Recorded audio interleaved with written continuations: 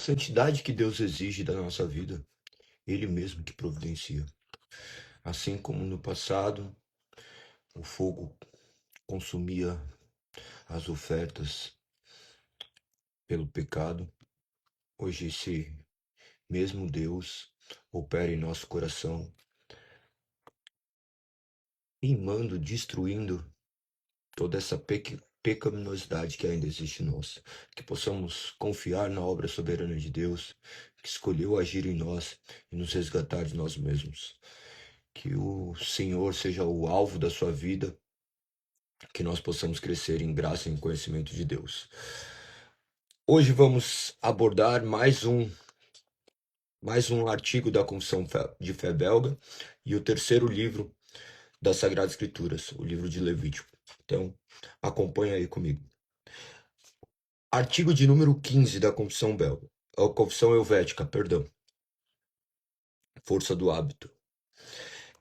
Diz assim: da verdadeira justificação dos fiéis.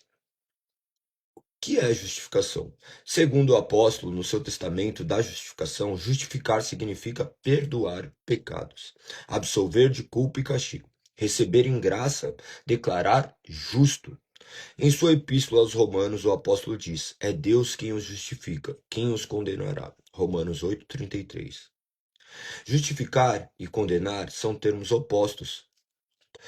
E nos Atos dos Apóstolos diz: tomai, pois, irmãos, conhecimento de que vos anuncia a remissão de pecados por intermédio deste, e por meio dele todo o que crê é justificado de todas as coisas, nos quais vós não pudestes ser justificados pela lei de Moisés. Atos 13:38. Na lei, como nos profetas, lemos: em havendo contenda entre alguns e vierem a juízo, os juízes o julgarão, justificando ao justo e condenando ao culpado. Deuteronômio 25, verso 1. Em Isaías capítulo 5, ai dos que por suborno justificam o perverso. Então você já tem aqui, a princípio, a definição de justificação. Justificação é um termo forense, utilizado na Bíblia também, de maneira que você pode ouvir muito em época eleitoral com a justificação do voto. Claro que é um conceito completamente diferente, mas nós vemos aqui ele ser utilizado no sentido de apresentar uma justificativa plausível para algo que você não fez. Se você for ver a justificação da sua falta, você pega e apresenta um documento justificando a sua falta. Tudo isso aponta para conceitos ainda bem distintos do que as Sagradas Escrituras nos apontam. Porque a justificação em Cristo envolve perdoar os pecados. Isso é algo que transpõe a nossa realidade. Ainda que esses exemplos podem ser usados no sentido de você usa sua justificação ali para que você não sofra a pena necessária, por exemplo. Você votar, o voto é obrigatório. Se você não votar, se deve justificar.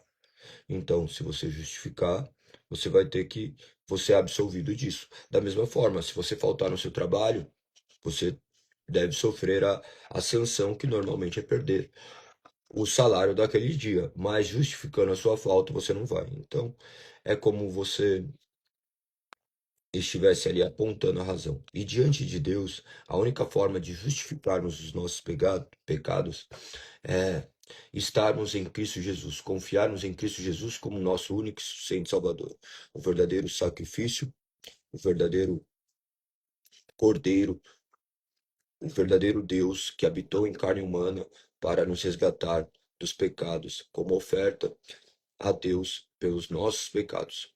Compreenda isso e tudo ficará mais fácil de você enxergar a realidade do Evangelho. Você vê ele apontando tanto nos apóstolos quanto nos profetas. Quando fala nessas questões, eles abordam diretamente entre o Antigo e o Novo Testamento. Continua dizendo: somos justificados por causa de Cristo.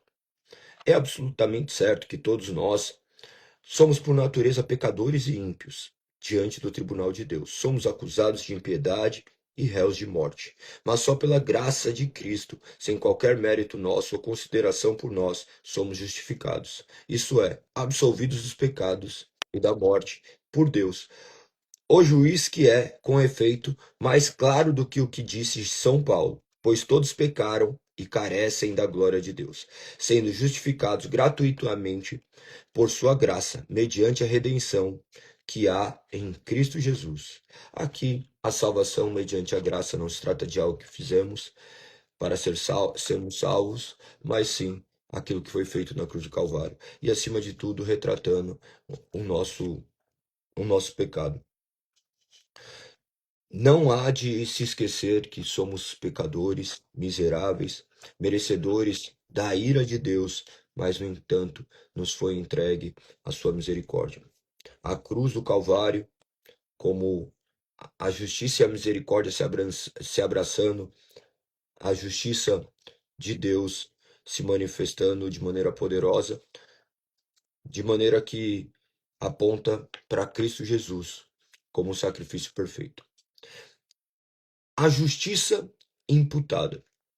Cristo tomou sobre si e carregou os pecados do mundo e satisfez a justiça divina.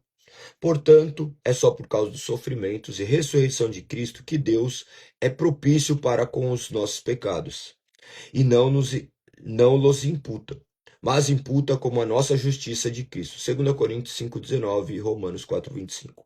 De modo que agora não só estamos limpos e purificados de pecado, ou somos santos, mas também sendo nos dada a justiça de Cristo, e sendo nós assim absolvidos do pecado, da morte ou da condenação.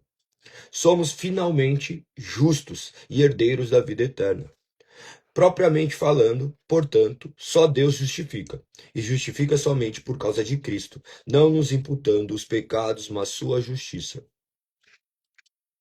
De forma que, quando Deus olha para nós, aqueles que creram na obra de Cristo Jesus, ele não nos vê mais como pecadores, ele vê em nós a justiça de Cristo, ele vê o sangue de seu Filho vertido na cruz do Calvário. Da mesma forma, quando o anjo da morte passa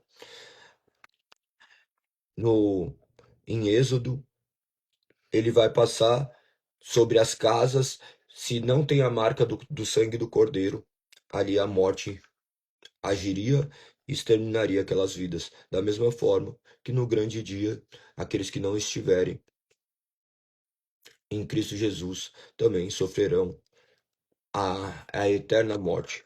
Lembre-se que a eterna morte não se trata de uma morte física, muito menos espiritual, se trata da ausência de Deus. A ausência de Deus representa a morte.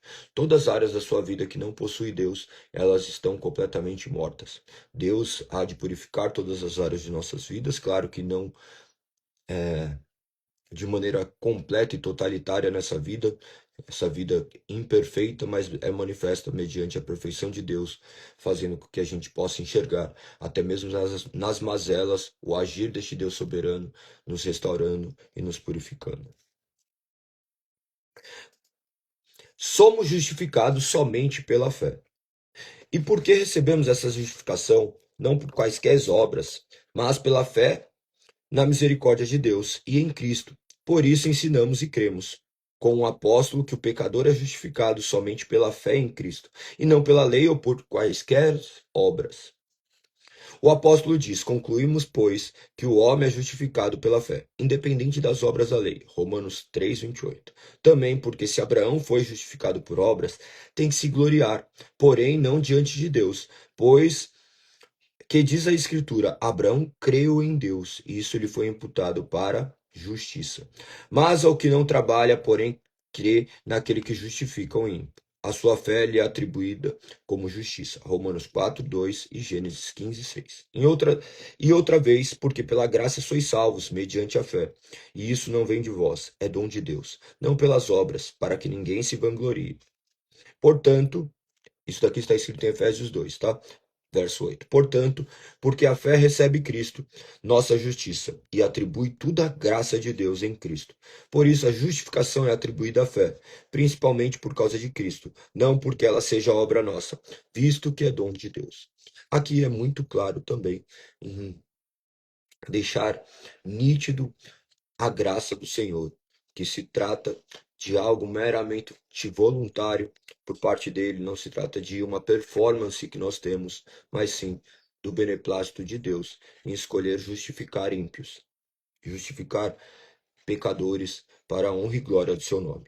Deus escolheu salvar um povo para si, dentre a multidão de seres criados, de forma que todos caminhavam para as trevas, mas Deus misericordiosamente escolhe amar um número incontável de pessoas do ponto de vista humano, mas completamente definido por Deus. Então, a justificação se dá única e exclusivamente pela fé. As pessoas não chegaram ao céu por conta de alguma coisa que fizeram, a não ser daquilo que Deus fez neles. Os capacitou a crer e enxergar Cristo como seu único e suficiente Salvador. Uma obra regeneradora que é operada mediante o Espírito Santo. Estão entendendo essas questões? Coloque aí. São questões bem complexas, tá? Mas bem objetivas e claras também. Uma leitura te direcionará para isso e, claro, mediante o agir do Espírito Santo em nossas vidas. Vamos continuar. Recebemos Cristo pela fé. Além disso, o Senhor mostra sobejadamente que recebemos Cristo pela fé. Em João capítulo 6, onde ele usa comer por crer e crer por comer, pois é comendo que recebemos o alimento, assim é crendo que participamos de Cristo. A justificação não é atribuída parcialmente a Cristo ou à fé, e parcialmente a nós. Por consequente, não compartilhamos o benefício da justificação em parte por causa da graça de Deus ou de Cristo, em parte por causa de nós mesmos, de nosso amor, de nossas obras ou de nosso mérito, mas atribuímos totalmente a graça de Deus em Cristo pela fé. Mas também nosso amor e nossas obras não poderiam agradar a Deus, sendo realizados por homens injustos. Por isso, é necessário que sejamos justos antes que possamos amar ou praticar obras justas. Somos feitos verdadeiramente justos, como dissemos, pela fé em Cristo, só pela graça de Deus, que não nos imputa os nossos pecados, mas a justiça de Cristo. E por isso ele nos imputa a fé em Cristo como justiça. Ademais, o apóstolo muito claramente deriva da fé, o amor. Quando diz, ora, o intuito da presente admoestação visa o amor que procede de coração puro e da consciência de fé, sem hipocrisia. É importante você, quando compreender essa questão, veja que isso exalta cada vez mais a soberania de Deus. Nós não participamos em nada na nossa salvação, a não ser com os nossos pecados que se faz necessário. Tudo que nós temos vivido é uma obra soberana de Deus, que nos restaura, que nos transforma mediante o agir do teu Santo Espírito.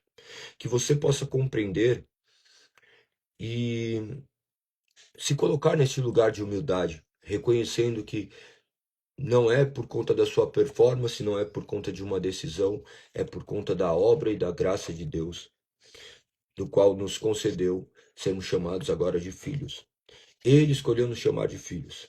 Mesmo sendo imerecedores, nós reconhecemos tamanha dádiva do qual nos foi concedida. E isso não se trata de um conhecimento externo, mas sim do agir interno do Espírito Santo. Então, o Espírito vem até nós e nos convence. Ele gera a fé dentro de nós. A fé é um dom de Deus. Ele nos capacita a respondermos a esse chamado. Tudo provém dele. Você, claro que vai responder, mas você só responde porque ele te move. Porque você naturalmente não caminharia nesse sentido. Essa é a questão primordial dentro dessa justificação pela fé. Continua dizendo Tiago, comparado com Paulo.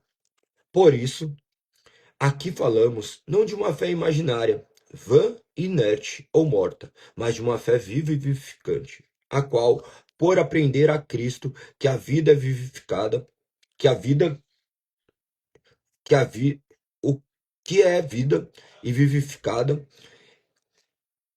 é viva e se chama viva, se mostra viva por obras vivas. Assim, São Tiago não contradiz e se vangloriavam, mas que não tinham Cristo vivendo neles pela fé. Tiago 2, verso 14. São Tiago diz que as obras justificam, contudo, sem contradizer o apóstolo. Do contrário, ele teria de ser rejeitado. Mas mostrando que Abraão provou sua fé viva e justificadora pelas obras. É isso que fazem todos os piedosos, confiados, porém, só em Cristo e não em suas próprias obras. Lembre-se que piedade está atrelada a cumprir aquilo que Deus determina por intermédio da sua soberana vontade, que é manifesta nas Sagradas Escrituras. Então, piedoso não é alguém que é bom, mas alguém que faz aquilo que é estabelecido pela palavra de Deus. Nesses conceitos que são utilizados nas confissões. Continua dizendo: apóstolo ainda diz: já não sou eu quem vive, mas Cristo vive em mim.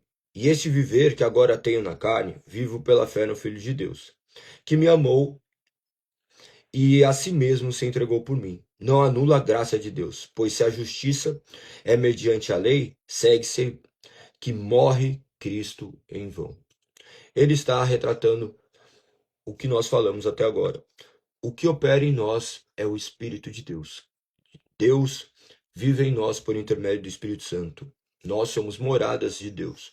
Agora, o Espírito Santo, se verdadeiramente habita em nós, ele faz morrer todas as nossas obras da carne, inclusive o nosso orgulho de tomarmos decisões arrogando para nós mesmos essas capacidades. Não há 1% da sua salvação que esteja na sua mão. A salvação, do início ao fim, pertence ao Senhor. Galego, mas e as coisas que eu devo fazer? Você deve fazer. Você deve fazer. Movido pela fé. A fé que não vem de você é um dom de Deus. Você deve fazer conforme foi explicado em Tiago. A fé sem obras é morta.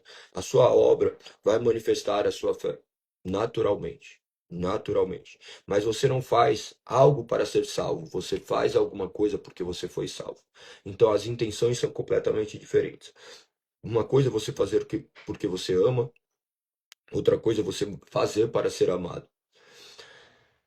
Muitas pessoas não compreendem esses conceitos, mas imaginem em um relacionamento. O homem que não trai uma mulher porque ele não tem oportunidade, porque ele talvez a mulher fique sempre perto dele, vigiando, ele não a ama.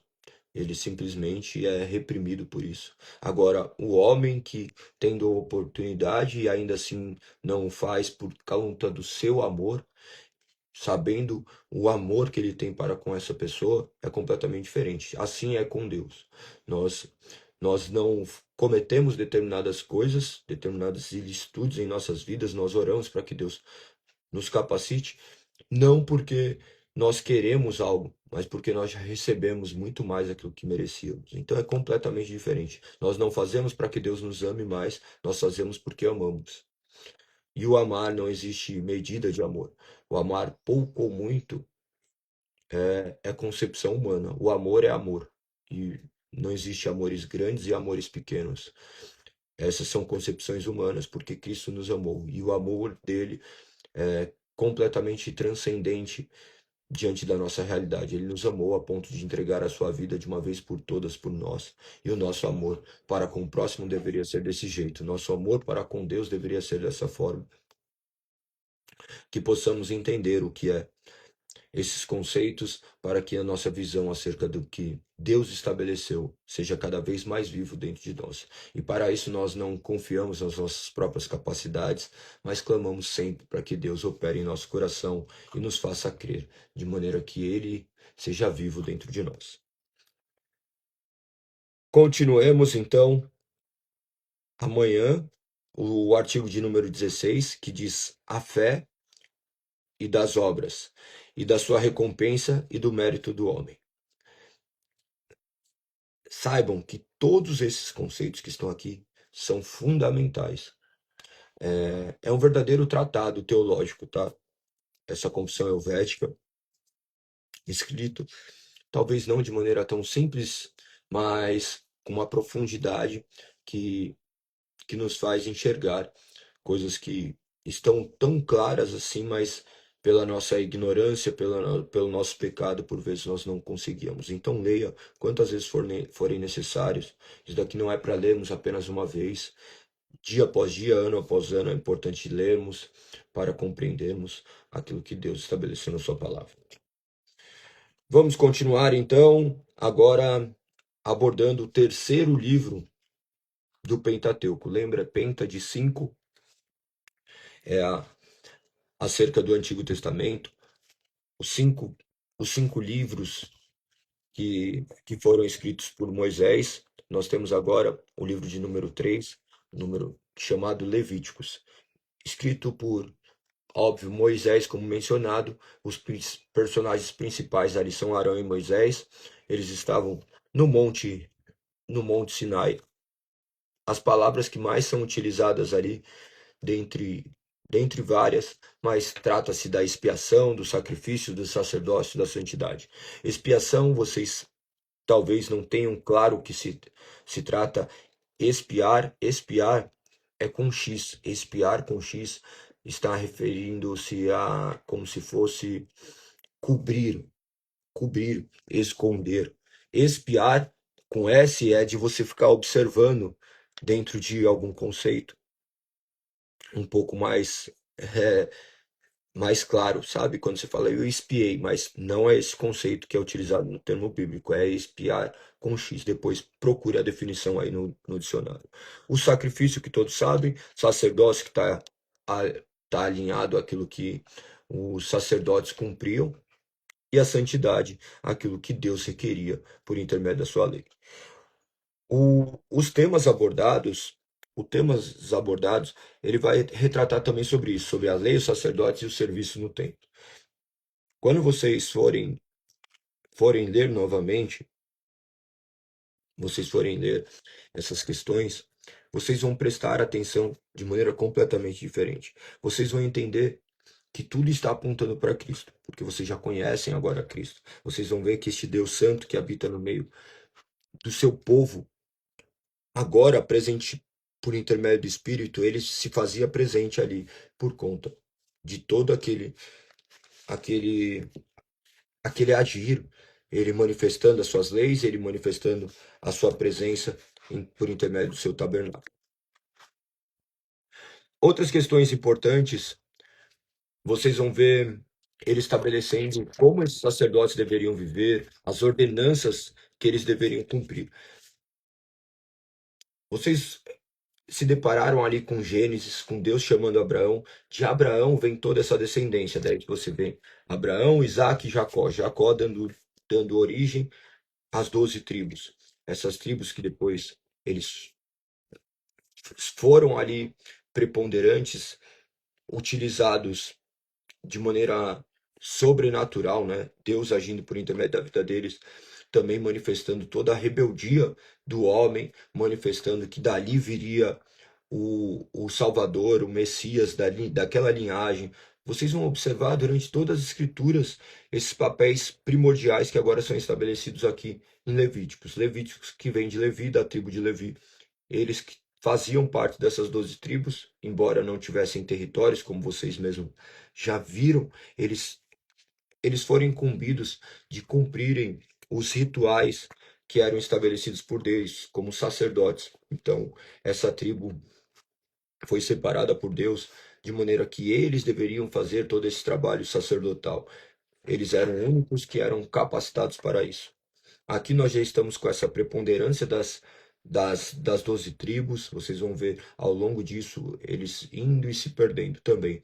Conforme for desenrolando as histórias, vocês vão conseguir fazer essas conexões. Muitas pessoas não têm paciência para ler o livro de Levíticos, tá? Mesmo porque eu concordo que muitas coisas se tornam obscuras e talvez maçantes, porque a gente não entende a lógica. Mas mediante o muito ler e pesquisar, vai começar a fazer sentido. Nesse princípio, nessas primeiras leituras, talvez não faça muito sentido. Para mim, imagina, no começo eu lia e não consegui entender toda a lógica, e a lógica não é dada também por mera lógica humana, parte do pressuposto de uma iluminação espiritual. Claro que tem pessoas que têm extrema facilidade, eu arrogo a minha ignorância não conseguir compreender algumas coisas no passado, mas eu creio também que é o tempo certo de Deus de nos mostrar o porquê e nos direcionar. Dessa forma que eu explico aqui para vocês, eu tento fazer com que vocês consigam ir muito mais longe do que eu tenho ido. Eu quero que vocês conheçam essa palavra de fato, porque essa palavra é a verdadeira liberdade que existe nessa vida. Então conheçam, busquem conhecer do que se trata esses livros e leia com bastante atenção. Você vai, você conseguiu notar que no livro de Êxodo ele termina com a construção deste tabernáculo e a glória de Deus preenchendo. E agora, aqui nesse livro de Levítico, você vai ver que essa continuação é a continuação do livro de Êxodo, e você vai ver esse trabalho e o culto dentro deste tabernáculo, que era tido como o local de habitação de Deus em meio a esse povo. Vocês já devem ter visto representações disso. Tinha um grande pátio, daí tinha o santo lugar e o lugar santíssimo. Tinham cinco não, 6 elementos primordiais. No pátio você vai ver o altar e uma pia que era utilizada para lavar a mão. O altar de bronze onde as ofertas eram queimadas, tinha a pia que os sacerdotes deveriam lavar a mão. Depois no santo lugar tinham 3 elementos: o candelabro, a mesa dos pães e o incensário. E depois, no Santo dos Santos, onde entravam apenas uma vez, que era a Arca da Aliança, onde estava ali a presença de Deus. A grande diferença disso para o dia de hoje é que nós somos o lugar que Deus habita. Antes ele estava habitando no povo por intermédio de uma presença ainda atrelada a essas questões materiais, e hoje nós somos a matéria do qual o Espírito Santo habita em nós. É maravilhoso, né?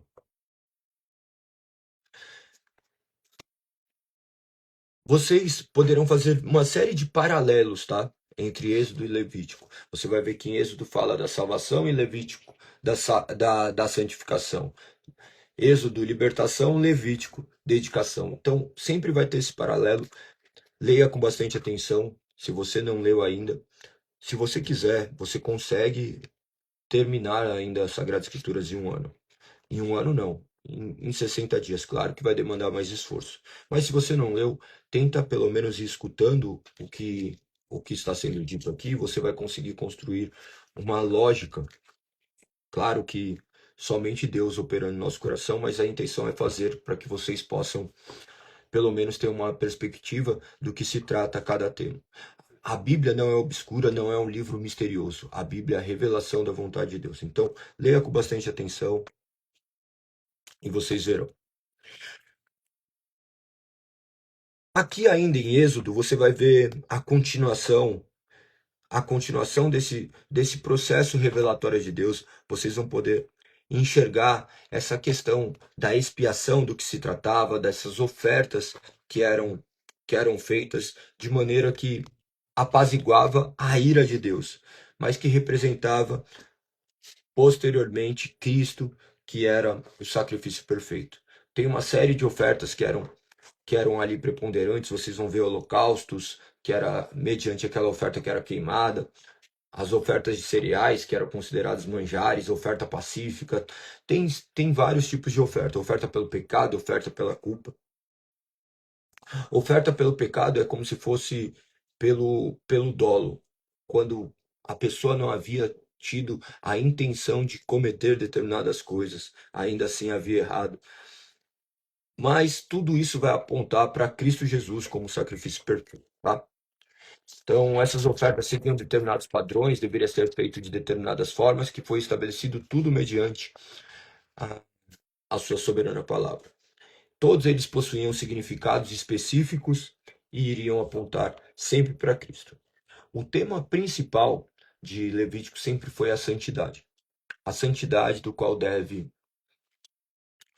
ser uma característica daqueles que servem a Deus.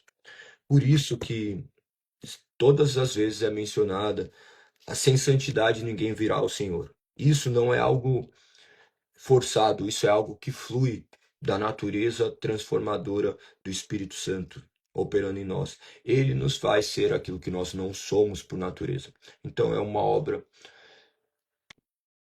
completamente de Deus, onde ele nos direciona. Ainda que muitos enxerguem como esse sinergismo, que, que é completamente plausível, mas na santificação existe o homem agindo, mas nós sabemos e atribuímos a Deus essa capacidade de agir, porque se estou vivo é porque Deus me manteve vivo. Se posso ter ao privilégio de ter atitudes santas, é porque Deus opera em meu coração para que eu seja santo, porque nossa vontade é completamente contrária à vontade do Espírito, mas nós cremos que Deus tem operado em nós e nós atribuímos única e exclusivamente a Ele, mas nós agimos, nós não ficamos parados. Nós não ficamos parados, inertes, nós agimos, mas crendo que nós agimos por conta dessa força que nos move. Então, esses assuntos, eles vão ser divididos de várias formas, tá? Vocês vão ver aqui várias questões já que são retratadas até hoje. Você vai ver a questão do sábado, do dia de descanso, da Páscoa, dos pães, das primícias, Pentecostes, aquela festa do qual era tida 50 dias após a Páscoa. Você vai ver as diversas festas, vocês vão ver a questão da expiação e a questão dos tabernáculos. A festa dos tabernáculos também.